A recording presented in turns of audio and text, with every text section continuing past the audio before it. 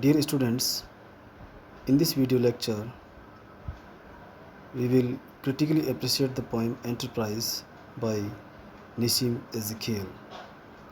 Enterprise is one of the finest lyrics of Nissim Ezekiel, and it appeared in The Unfinished Man in 1959. In it, the poet generalizes his own feelings of frustration, loss, and deprivation in the world. He himself remarked that the lyric was written for personal therapeutic purposes.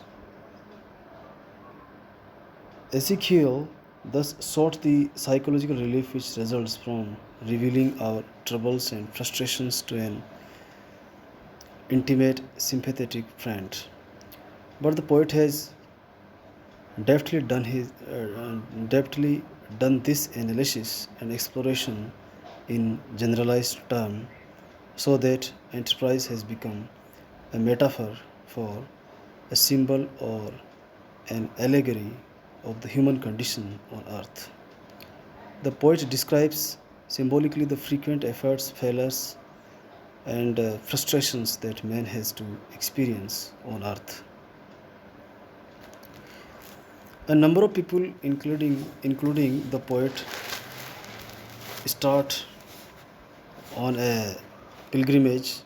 They begin with courage, determination, hope, and self-confidence. They are full of noble ideas and ideals, and they hope to reach their destination of noble achievement.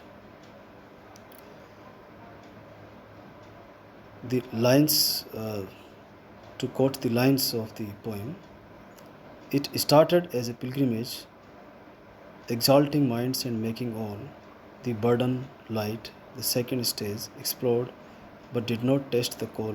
The sun beat down to match our rage. The pilgrimage has become a trick. The first stage in the journey symbolizes childlike innocence, when man is entirely unconscious of his predicament with all its miseries and frustrations. But soon the stage of bliss and innocence passes away, and the pilgrims have to confront dangers and difficulties. Their idealism is untested by the bitter experiences of daily life. Their rage, their passion for their mission is as hot as the hot sun above their head. The sun beat down to match our rage. The pilgrims are able to put up very well with dangers and difficulties for some time. They hopefully march on, taking down copious notes of what they observe. We stood it very well, I thought, observed and put down copious notes on things the peasants sold and bought, the way of serpents and of gods, three cities where a sage had taught. Their idealism and their single mindedness of purpose soon vanish. There are cracks in their unity. They show their differences of opinion and quarrel over trivial matters. They cannot unanimously decide how to cross a desert patch. One of their companions, whose stylish prose was quite the best of all our batch, leaves them angrily. The shadow of discord and disunity falls on their enterprise, and it begins to grow. A shadow falls on us and grows. Their differences and disunity reach another stage. They forget their noble ideals which inspired them for the enterprise. Now they are divided into groups. Each group attacks the other. They are in utter confusion. They lost their way. A section claimed its liberty to leave the group. They failed to face the hard realities of life and take refuge in escape and withdrawal. Some, like the poet, try to pray in such critical times to seek divine assistance and blessings.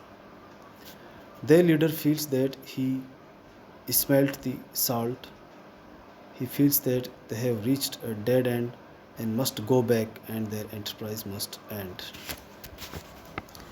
Still, they persist, but their enterprise has lost its significance due to their discord and disunity. They are no more a disciplined group of idealists, but only a struggling crowd of a few defeated, tired, and hopeless survivors. They are dirty and shabby. They are broken in spirit and bent down physically. We noticed nothing as we went, a straggling crowd of little hope, ignoring what the thunder meant, deprived of common needs like soap. Some were broken, some merely bent. The end of all human enterprises is miserable. This is the essential truth of life. They are aimless, absorbed in their petty quarrels, and tired and exhausted, frustrated and at bay.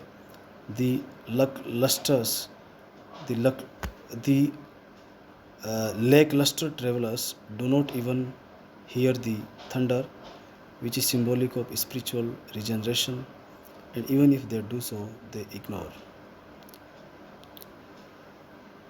Ezekiel thus stresses the extreme hopelessness of man at the end of life's journey. Disillusionment pervades all hopes of inner illumination on spiritual regeneration are lost. All pilgrims are disillusioned. Their disillusionment is total. They even doubt the very worth significance of their journey.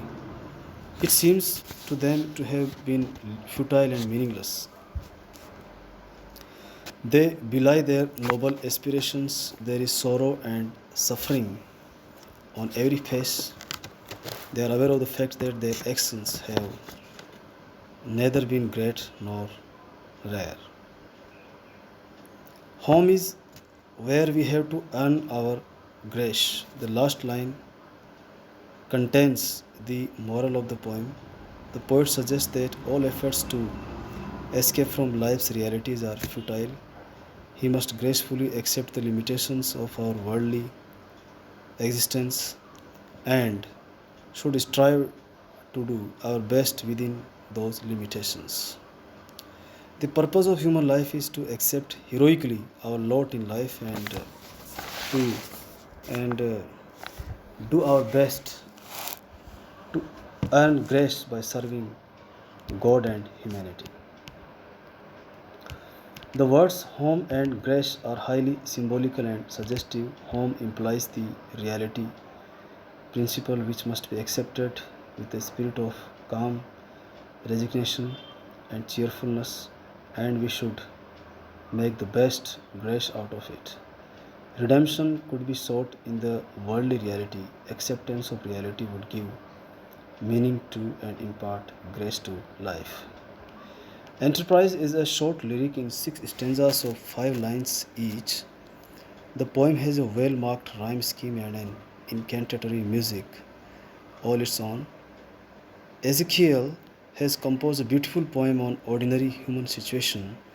The poem is remarkable for clarity and simplicity of expression, evocativeness and suggestiveness, economy and precision. The style is condensed and aphoristic. For example, home is where we have to earn our grace. Enterprise is a confessional poem. It has an existential note which signifies the poet's commitment to the acceptance of reality. K.N. Daruwala remarks the last line also reflects some of Ezekiel's commitment to well-defined attitudes. The first is to stay where he is. He seeks his identity in the country and its incongruities. He is basically an urban poet, the city spilling over his verse, not as cosmetic but as an organic growth. His poetry is confessional in the literal sense, in that it is littered with a record of his failures. Thanks for listening.